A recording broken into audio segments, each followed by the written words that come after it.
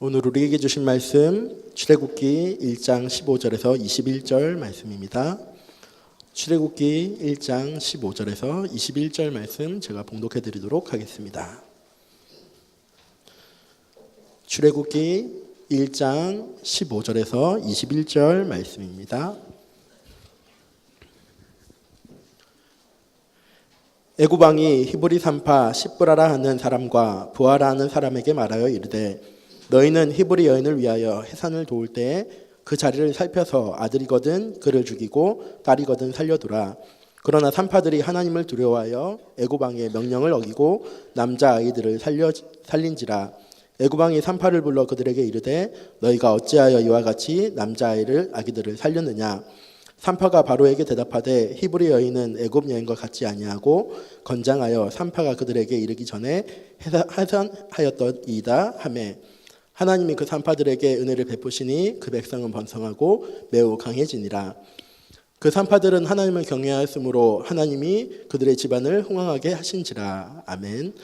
목사님 나오셔서 미션 2018 후대를 세우는 한 성도란 말씀으로 우리에게 말씀 주시겠습니다.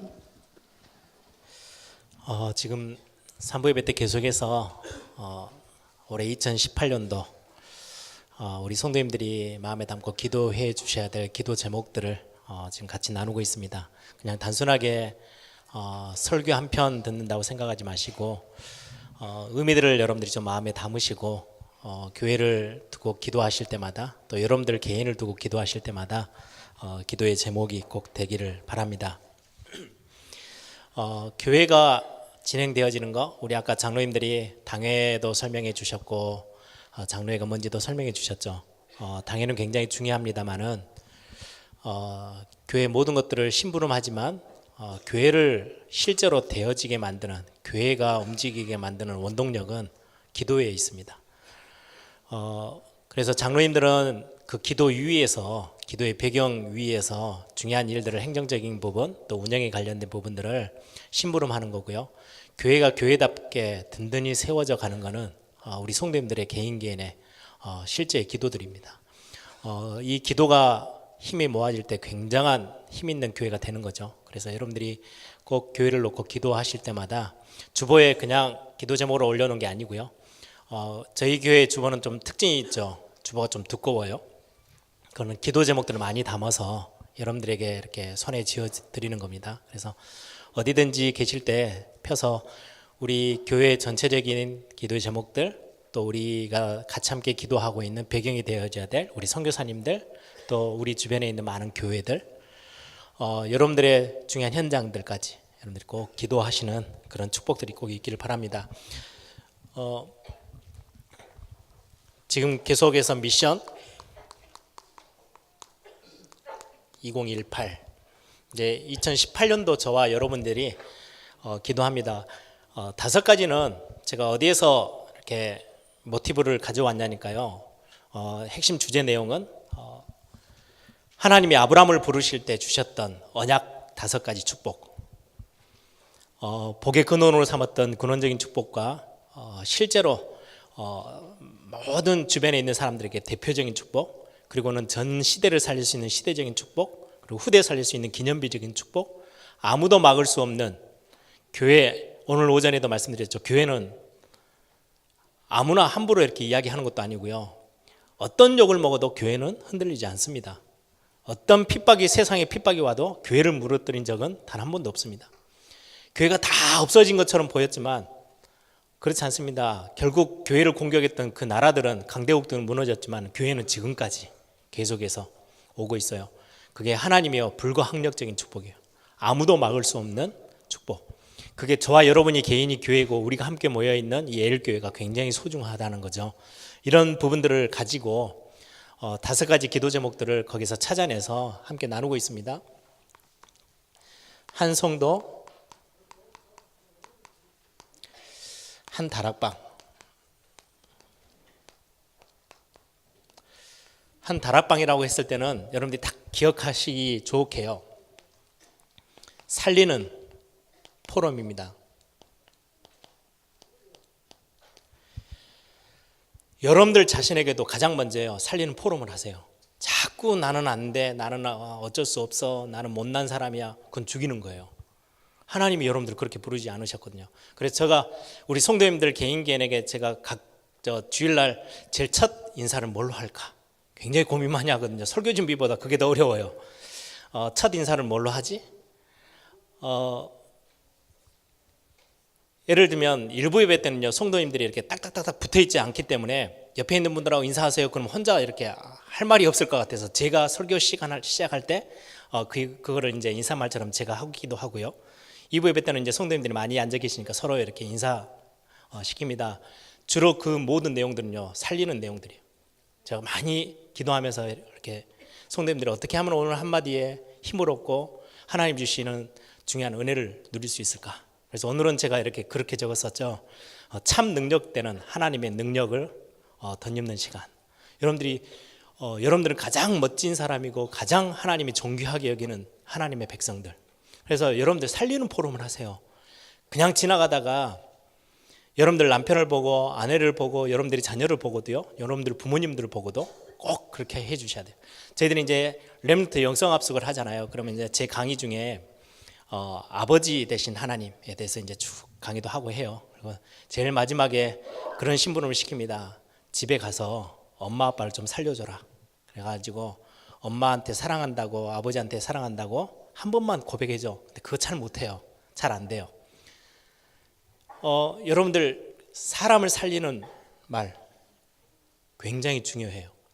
그거 하는 게 다락방이에요. 다락방이라고 모아놓고요, 야 우리 다락방 한다 해가지고요, 거기서 주변에 있는 사람 다 죽이는 작업은 절대 하지 마세요. 그건 다락방 아니에요. 다락방이라는 거는요, 사람 살리는 거예요. 여러분들 홀로 다락방은 여러분들 영적인 것부터 시작해서 생각, 마음 다 몸까지 살려내는 게 홀로 다락방이에요. 말씀 붙잡고, 야 그래 나는 참 놓치고 있었는데 내가 정말 멋진 하나님의 자녀였구나, 정말 하나님이 나에게 어마어마한 축복의 비밀들을 심은 나는 하나님의 자녀구나, 이거 확인하는 게요, 홀로 다락방이에요. 여러분들이 받은 응답들을요, 오늘 오전 메시지처럼 충만하게 넘치게 만들어서요, 주변에 있는 사람들이 여러분들이 넘쳐 흘러가는 이 은혜를요 맛보고 그 사람들도 살려내도록 하는 거, 그걸 보고 한 다락방이라고 해요. 그래서 올해 여러분들이 복의 근원이라는 축복을 다 찾아내세요. 한 성도, 한 지역, 여기에는 반드시 하나님의 이유가 있어요. 그렇죠? 여러분들이 지금 있는 학교, 내가 어쩌다가 이런 집에 시집 와가지고, 아니요, 이유 있어요. 그거 찾아내면요, 그래서 문제가 되지 않아요. 아니 왜 이렇게 내 주변에는 이렇게도 문제가 많지? 안 그렇습니다. 여러분들이 직장, 여러분들이 지금 산업하는 거, 하나님 실수하지 않으셨어요. 아까도 우리 찬양하셨죠? 이유 있거든요. 이유 모르면 자꾸 환경에 눌리고 속고 여러 가지 것들이 다른 게 보여요. 그래서 여러분들이 한 지역, 우리 성도님들 개인이 여러분들이 서 있는 그 현장에 대한 하나님의 계획 알게 되면 굉장한 힘이 되겠죠. 어제 3.1절이라고 3.1절 지나왔다고 어제 핵심에서 우리 나라를 위한 기도했죠. 여러분들이 전 세계를 품어야 되지만 가장 중요한 건 우리 대한민국입니다. 그렇죠? 해외 나갈 때마다 많은 해외에서 사시는 분들이요, 걱정스러운 이야기들을 하세요. 한국 괜찮아요? 물어보세요. 아무것도 못 느끼는데요, 잘 살고 있는데요. 공항 나가면 사람이 얼마나 북적거리는지, 우리 한국이 지금 경제 문제 있는지 없는지도 모를 만큼 막 북적거리고 사는데요, 밖에서 보면 한국이 참 위태위태해요. 여러분들 북한을 위해서도 진짜 기도해 주셔야 되고요. 이게 미묘한 뭔가 예를 들어서 미국이라는 나라는요, 우리 한국이 남한이 자꾸 미국하고 손잡고 미국에 뭔가 이렇게 좀 영향력을 받아가면서 뭔가를 결정하기를 원하는데, 지금 정부는 그렇게 하면서 제스처는 취하면서 북한하고 바로 직접 막 다이렉트로 이야기를 막 해요. 이번 올림픽 때도 막 직접 미국이 기분 나쁜 거예요. 자꾸 옆에서 태클 걸어요. 무슨 관세가 어떠니 저쩌니 막 하면, 이게 전부 다 힘싸움이에요. 힘싸움. 북한은 우리 핵이 있으니까 너희들 마음대로 해봐, 이렇게 버티고 있고요. 이게 그냥 말이 아니고요, 진짜 기도가 필요해요. 이건 이념 가지고 해결되는 게 절대 아니에요. 많은 똑똑한 지도자들이 정치적으로 막 이념 싸움 합니다. 거의 대부분의 국민들이요 막 거기에 휘청휘청해요. 이념이 동이냐 서냐 아무 상관없어요. 야당이냐 여당이냐 그것 가지고 나라를 살릴 수 있는 게 절대 아니에요. 그 어마어마한 뒤에 배경에는요 엄청난 영적인 배경들이 있어요. 진짜 기도해 주셔야 돼요. 한때는요 막 엄청나게 사람들이 어렵고 막 전쟁이 터지고 세계대전이 막 터지고 사람들이 죽어가고 생명이 아무 사람들한테요 가치도 없이 막 사람들이 죽어가는 그런 세계대전이 터지니까 너무 회의가 들어왔어요. 야, 그러다 보니까 막 어떻게 살아야 되지? 어렵고 힘들고 그거 해결하겠다고 이 이론도 일어나고 저 사상도 일어나고 막 일어납니다. 거기서 야, 우리가 이렇게 핍받으면 다 조금 다 서로 나눠가면서 서로 부자 없이 우리가 공산해야 하고 사회주의처럼 이렇게 만들면 세상이 천국처럼 변하지 않겠냐? 사람들의 생각이지 절대로 그거 가지고는 세상이 바뀌질 않아요. 그래가지고 문제가 왔잖아요. 심각하게 문제 오니까 봐라 자본주의가 그래도 답이지. 막 또 막 큰 나라들은 막 나갑니다. 또 작은 나라들은 그게 맞다고 막 쫓아갑니다. 그것 때문에 어려움 당하는 거는 또 똑같아요. 그런 것들 가지고 세상의 이론이나 이념이나 사상 가지고는 이 시대를 살릴 수가 없어요. 단 한 번도 그래 본 적이 없어요. 그래서 여러분들이요 진짜 이거는 동서남북 다 떠나서 이념 이런 거 다 없이요 전도자 입장에서 나라를 위해서 기도해 주셔야 돼요.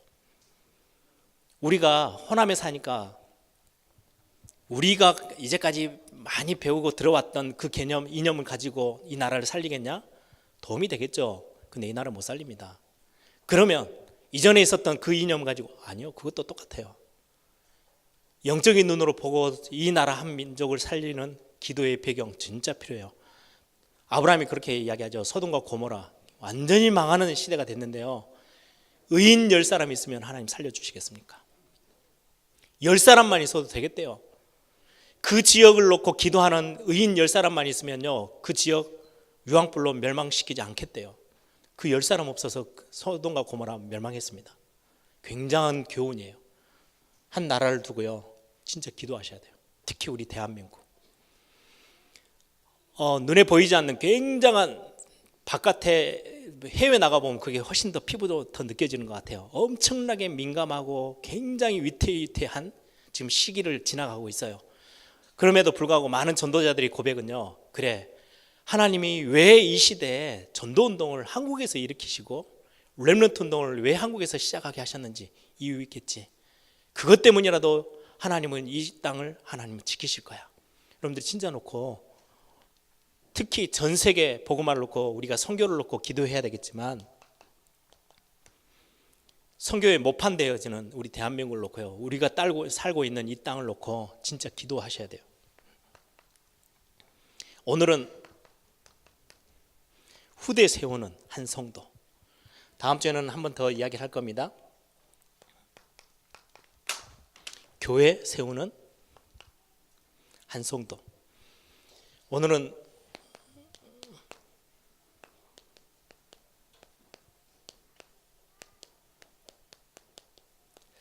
후대를 세우는 한 성도입니다. 후대 세우는 거 중요한 기도 제목으로 여러분들 오늘 붙잡기를 바랍니다. 오늘 출애굽기 1장을 읽었습니다. 출애굽기를 보시면서 제가 전에도 한번 말씀을 같이 나눴어요. 사단의 전략. 그냥 단순하게 지금 이 시대의 문화, 이 시대의 분위기, 세상 흐름? 아니요. 절대 그렇잖아요. 영적인 눈으로 보면요 철저히 사단의 전략이에요. 눈 딱 뜨고 진짜 기도하시면서 우리는 영적인 싸움을 싸워야 되는, 우리는 영적 싸움의 현장 속에 있는 군사예요. 하나님의 나라의 군사들로 서 있어요. 그래서 우리의 싸움은 혈과 육에 대한 게 아니고 정사와 권세와 세상의 어둠의 주관자들과 악한 영들에 대한 싸움을 우리는 싸워야 돼요. 그래서 단순하게 보지 마시고, 그래서 구약 성경은 많은 그냥 이야기 스토리로 되어 있는 게 아니고요 거기에는 굉장히 중요한 영적 교훈과 영적인 비밀들을 우리에게 밝히고 있어요.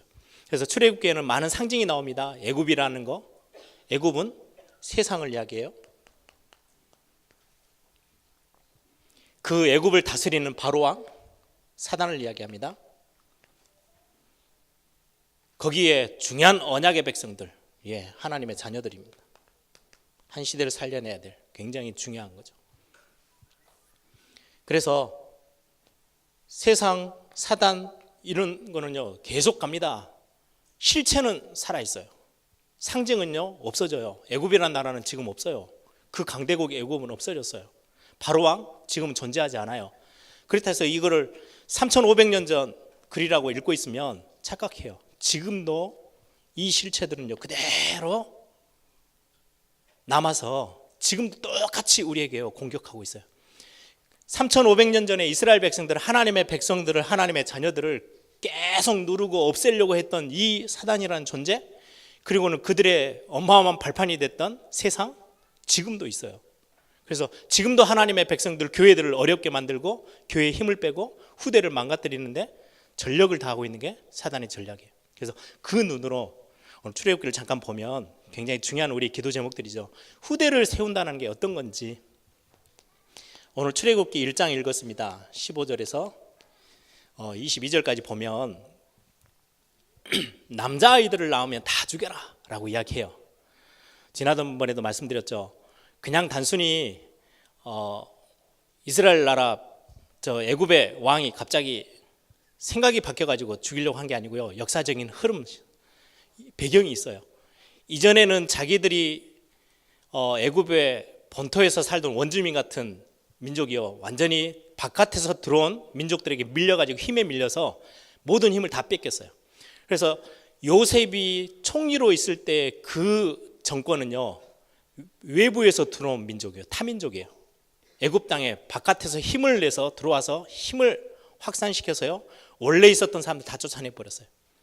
그리고는 힘을 장악하고 있었던 사람들이기 때문에 요셉이라는 사람이 저 가나안 땅에서 왔잖아요. 거기에 대해서 굉장히 좋은 쪽의 감정을 갖고 있어요. 자기들도 밖에서 들어온 민족들이니까 크게 이렇게 배척하지 않았어요. 그리고는 고센 땅 이스라엘 백성들에게 다 내줬어요. 잘 살라고. 시간이 지나면서 왕이 바뀌고 왕조가 바뀌면서 다시금 그 땅 애굽에서 원래 살던 원주민들이 힘을 다시금 내가지고요 바깥에서 왔던 사람들 다 밀어내고 나라를 다시금 딱 차지했어요. 차지해서 보니까 오늘 성경을 한번 봐보실래요? 8절부터 요셉을 알지 못하는 새 왕, 왕조가 완전히 바뀌었어요. 이 왕조는 원래 그 나라에서 힘을 냈던 원주민들 중심의 정권이에요. 새 왕이 일어나 애굽을 다스리더니 그가 그 백성에게 이르되 이 백성 이스라엘 자손이 우리보다 많고 강하도다. 예전에도 다른 민족이 들어와 가지고 숫자를 막 이렇게 번성되더니 결국은 자기들을 삼켜버리고 정권을 잡았거든요. 힘을 다 뺏겨버렸어요. 이런 일이 또 생길 것 같아요. 왜요? 고센 땅에 지금 히브리 민족들이 어마어마하게 번성하고 있거든요. 10절에 자 우리가 그들에게 대하여 지혜롭게 하자. 두렵건대 그들이 더 많게 되면 전쟁이 일어날 때 우리 대적과 합하여 우리와 싸우고 이 땅에서 나갈까 하노라 하고 감독들은 그들을 위해 세우고 그들에게 무거운 짐을 지워 괴롭게 하여 그들에게 바로를 위하여 국고성 비돔과 라암셋을 건축하게 하니라. 이때가 딱 피라미드 짓고 막 이랬을 때예요. 완전 노예로 만들어가지고 이스라엘 백성들의 힘을 다 빼기 시작해요. 그런데도 불구하고요 12절에 보니까 그러나 학대를 받을수록 더욱 번성하여 퍼져가니. 근데 성경에 하나님이 약속하셨어요. 아브라함이 짐승들을 다 잡아서 갈라놓고 하나님 앞에 딱 기다리고 있을 때 언제입니까? 하나님 내가 너희에게 후대를 어마어마하게 번성케 할 거야. 하나님 이 땅을 주시고 후대에 약속하신 거 언제 지키실 겁니까? 내가 어떻게 증거로 알 수 있습니까? 그래? 그럼 내가 네하고 언약을 할게. 약속할게. 해가지고 주신 약속이에요. 그리고는 하나님이 약속하셨어요. 몇 대 만에 어마어마한 백성으로 민족으로 만들어서 애굽에서 데리고 나올 거야. 어떻게 생각하시면 되냐니까 딱 모판이에요. 모판.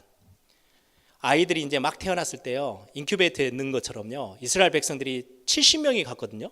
애굽 땅에 몇 년 안 가서 이게 200만 명으로 그때 당시 병도 많고 그때 그 어려움 3500년 전에 그걸 어떻게 이겨냅니까? 그런데 그 민족은 다른 민족과 다르게 엄청나게 번성되어져서 애굽이라는 그 땅에서요 숫자를 어마어마하게 큰 민족을 만들어서 하나님이 데리고 나옵니다. 가나안 땅으로. 지금 그 시점이에요. 그러다 보니까 자꾸 번성하는 그 민족을 보고 바로 왕이 다 죽여버려. 특히 혈통을 이어주는 남자아이는 다 죽여. 예, 지금도 마찬가지라고 그랬죠. 지금도 복음의 언약 전달되어지는 후대들, 얼마 전에 뉴스 보니까요, 인터넷 뉴스 보니까요, 심각한 문제래요. 우리 한국의 출산율이 너무 낮아가지고. 이건 단순히 사회적 문제 아니에요. 아니, 여성의 엄마의 인권이 있죠. 아니요, 지금 그런 문제 아니에요. 사단의 전략이에요. 철저히 복음 언약 있는 가정들은요, 전부 다 영적인 거 눈 다 감게 만들어 가지고요, 세상 흐름 속에 그냥 그대로 훅 흘러가요. 왜 그렇게 가야 되는지도 몰라. 사단의 전략이에요. 남자애들 다 죽이래요. 예, 그래서 저희 교회 아이들이 많은 건 저는 정말 이거 반대 전략이에요. 그래서 크게 문제 안 된다, 아이를 많이 낳으세요. 그래서 진짜로 이거는요, 성경적이에요.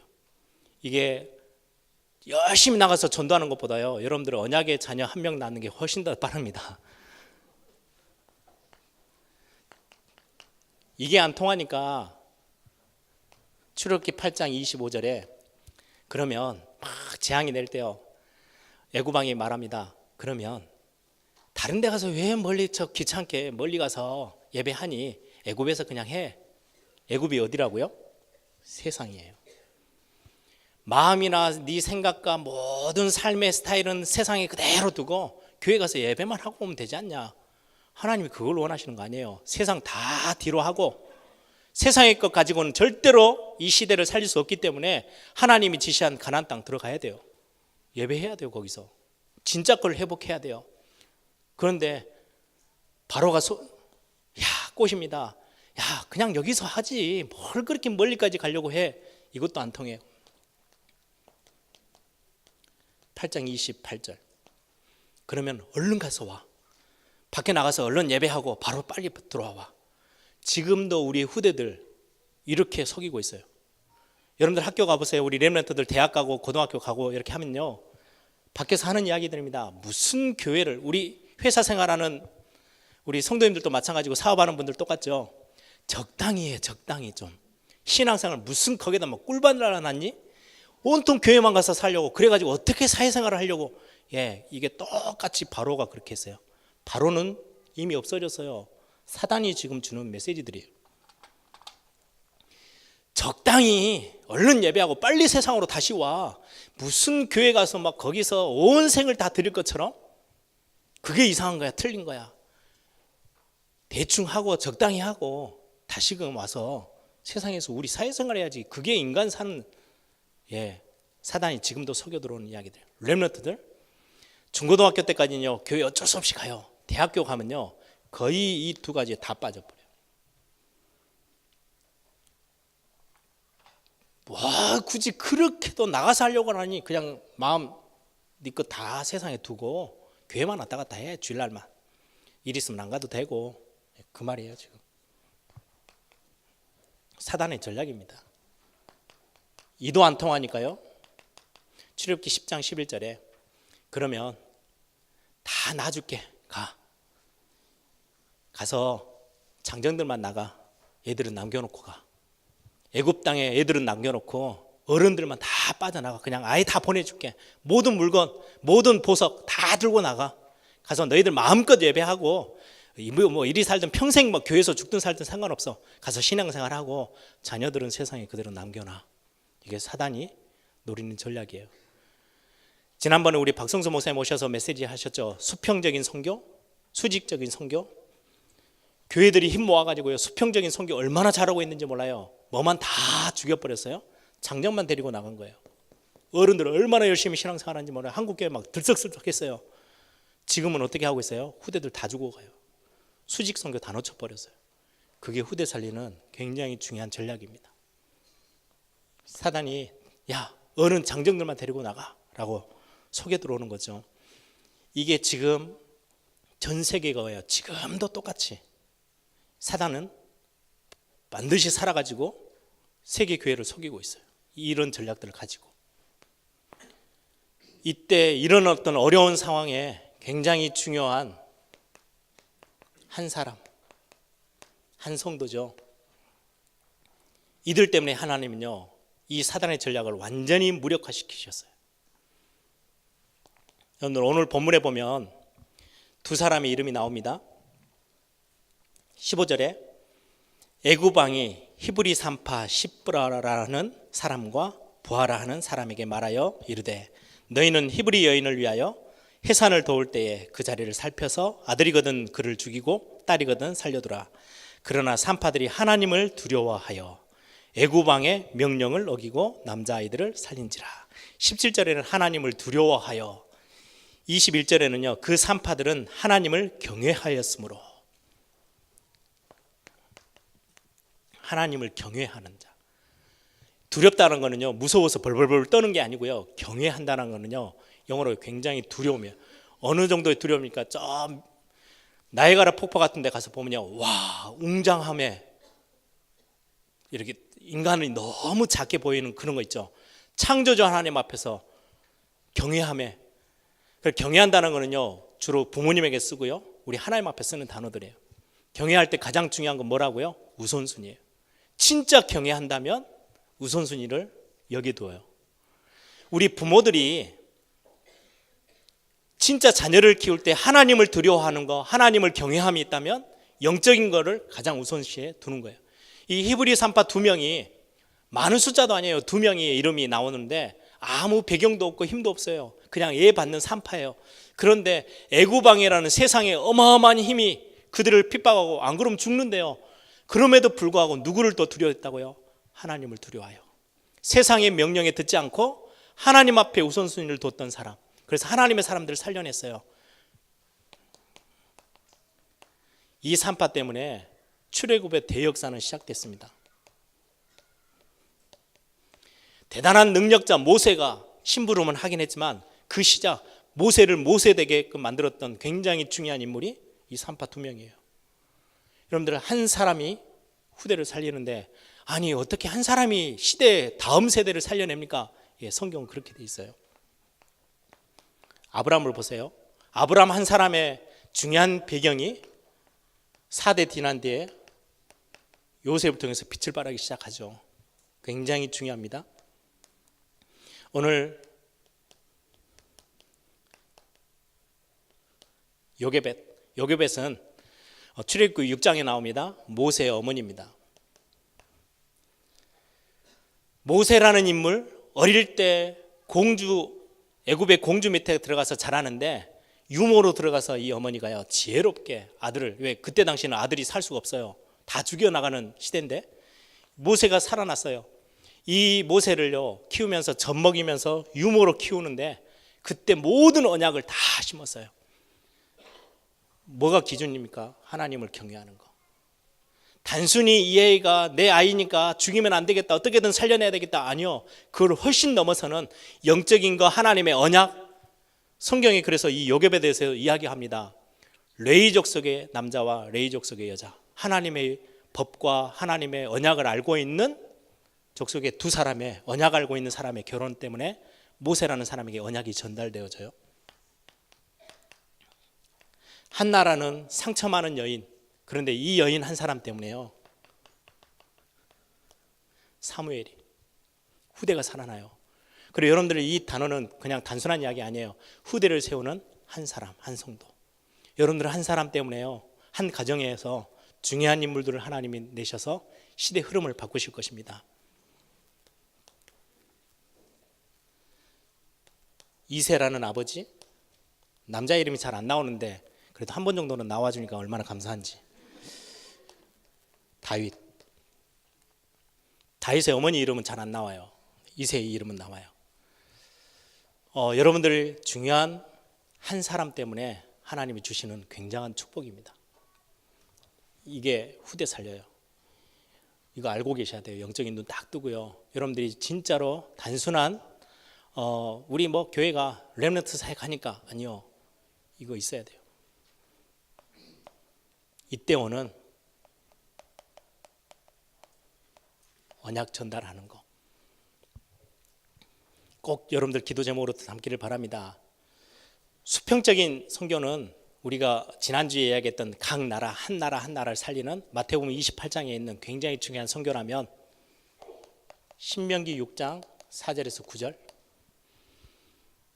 마음을 다하고 뜻을 다하고 성품을 다해서 힘을 다해서 너희 여호와 하나님을 사랑하고, 그건 저와 여러분에게 명령하신 거예요. 그리고는 너희 자녀에게는 손목에다도 메고 이마에다도 붙이고 문설주에다도 붙이고 들어가든 나가든 다 볼 수 있도록 해서 반드시 전달해야 될 언약. 그런데 경고했어요. 10절에서 15절. 너희들이 살만할 때 되어져서 좀 편안한 시대가 오면, 뭐 먹고 사는 거 별 문제 없고 너무 편안한 시대가 오면 이거 잊어버릴까 싶어서 걱정이 된다고 이야기합니다. 그때도 절대 잊어버리면 안 돼라고 이야기했던 거예요. 전에도 같이 나눴죠. 여호수아 24장 15절. 여호수아가 마지막 인생 마감하면서 유언처럼 남긴 이야기예요. 오직 나와 내 집은 여호와 하나님만을 섬길 건데 너희들은 어떻게 할 거니?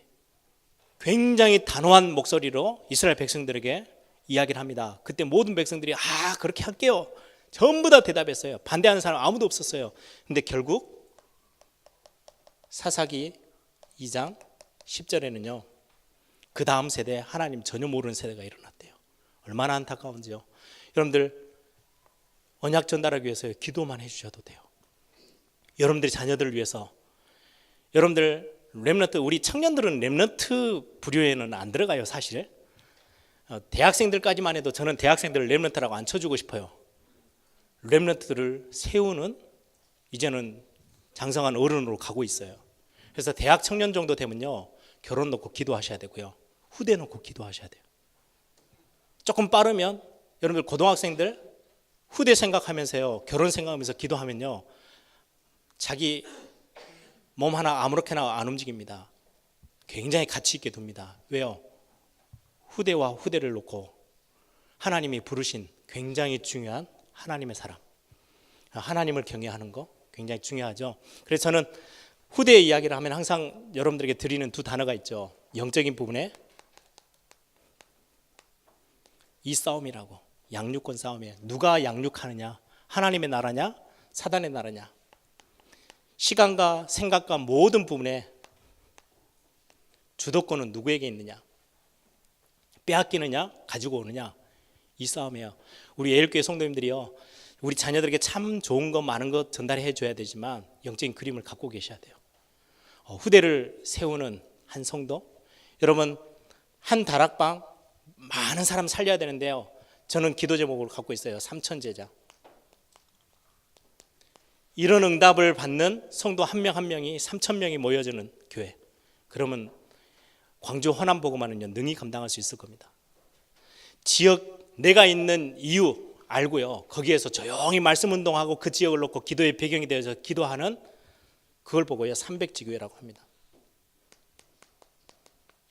300군데만 있어도, 그럼 지금 우리 중직자들, 권사님들, 안수집사님들, 장로님들만 합쳐도요 거의 이 숫자 채우는데 얼마 안 남았어요. 그렇죠? 개인 그래서 중직자 대학원 기도하자, 같이 참석하자, 우리 중직자들 훈련하는 거 중요하다 이야기하는 이유가, 한 성도 한 지역 진짜 살려낼 수 있는데, 우리 먼저 부름받은 중직자들이요, 내가 있는 자리에서 하나님 나를 중직자로 세웠으니까 진짜 지교의 응답 한번 받아봐야 되겠다 기도하시면요, 우리 지금 놓고 기도하는 비전이죠. 3천 제자 3,300다락방, 안 무너지는 한 지역 살리는, 그리고는 우리 성도님들이요 선교를 놓고 진짜 기도할 수 있는 교회 되어지면 굉장히 힘 있는 교회가 될 것입니다. 그래서 여러분들이 오늘 메시지는 그냥 단순한 이야기지만 기도 제목이세요. 딱 붙잡으시고, 우리가 어떻게 하면 후대 살리겠냐, 어렵지 않아요. 오늘 출애굽의 그 대역사를 누구로부터 하나님은 시작하셨냐, 두 여인, 아무 힘없는 배경 없는 두 여인, 산파, 왕족도 아니에요. 어마어마한 배경 가지고 있는 성공자들도 아니에요. 그런데 그들을 하나님을 경외하고 하나님의 뜻이 어디 있는지를 알고 기도할 수 있었던 그 사람들을 통해서요 하나님은 후대 사역을 시작하셨어요. 그래서 여러분, 저와 여러분 능히 가능합니다. 여러분들의 자녀들을 두시고 우리 교회를 두고 여러분들이 진짜 기도하시겠어요. 그래서 여러분들 신학원이나 우리 지금 렘넌트들을 향한 많은 훈련들, 이 눈을 가지고 보시면서 많은 부분들을 해석하셔야 돼요. 영적인 양육, 결국은 그 싸움이거든요. 누가 주도해서 이들에게 각인시키느냐, 각인 전쟁이에요. 얼마만큼 많은 것들을 심고, 그래서 복음은 능력이기 때문에요. 세상에서 1000시간을 심었어도 우리 렘넌트들에게 1시간만 들어가도요, 복음의 말씀은요, 모든 걸 다 뒤집을 수 있습니다. 그래서 우리에게는 얼마나 감사한지요. 능력의 말씀이 저와 여러분에게 있다라는 거, 우리 교회가 이 말씀 운동을 가지고 후대 사역을 놓고 기도하고 있다는 게 얼마나 감사한지요. 여러분들의 네 번째 기도 제목이죠. 올해 2018년도 미션 2018 후대 세우는 한 성도, 저와 여러분이 되기를 바랍니다. 함께 기도하겠습니다. 우리 태영아로부터 시작해서 유치, 유년, 초등, 중등, 고등부, 이제 대학 청년들은 다음 세대를 또 준비해야 되는 굉장히 중요한 주인공의 자리에 또 서 있어요. 우리 렘넌트들을 위해서, 각 부서들을 위해서, 우리 부모님들이 우리의 자녀들을 위해서 또 이번 한 주, 또 1년 동안 여러분들 중요하게 기도가 시작되어지고 기도가 계속되어지는 그런 응답의 시작이 되기를 바랍니다. 함께 기도하겠습니다.